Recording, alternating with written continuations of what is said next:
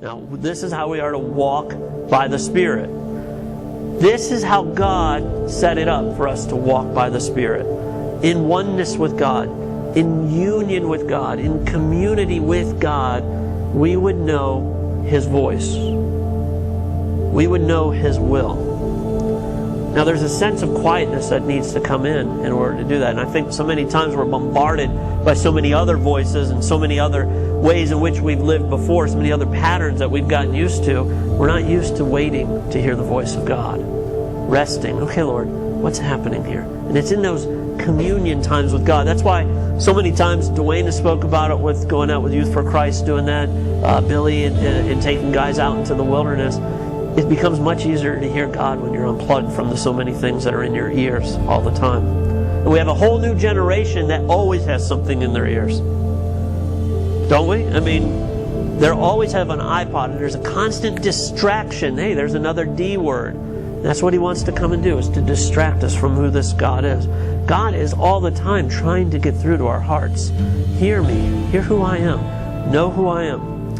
We begin through intuitively knowing Him within our spirit, begin to know His voice, to know His ways.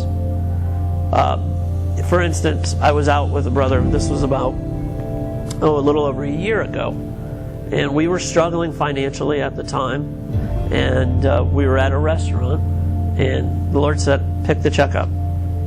Now, I wasn't looking in the Bible to find where that verse is. I had been spending time with my God. I know His voice.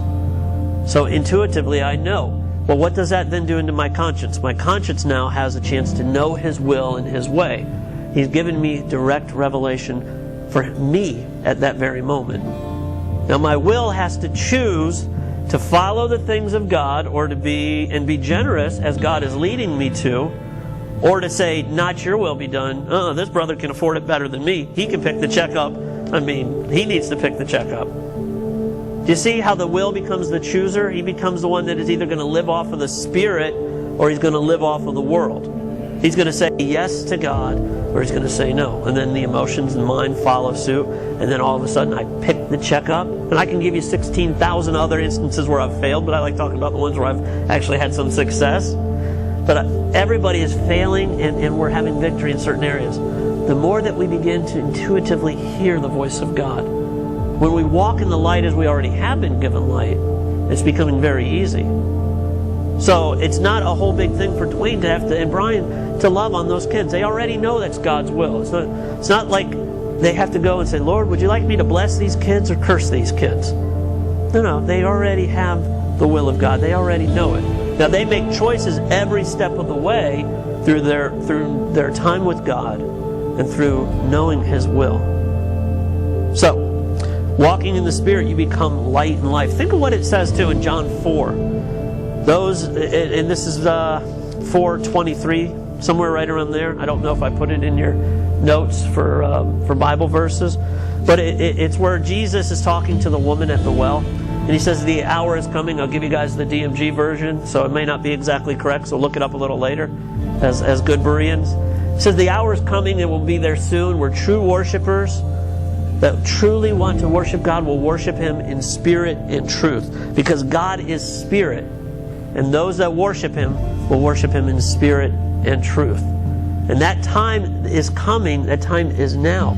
He was saying that hour is coming to her because He had not yet gone to the cross. After the cross changed everything. As we walk in the Spirit, just like these arrows are out, and these arrows on the body are going out to the world, out to your neighbors, out to your family. You become light and life. And that verse in Matthew 5 where He says, let your light shine before men so they may see your good works and glorify you. No, glorify your Father who is in heaven. Right? And that's because we're walking by the Spirit.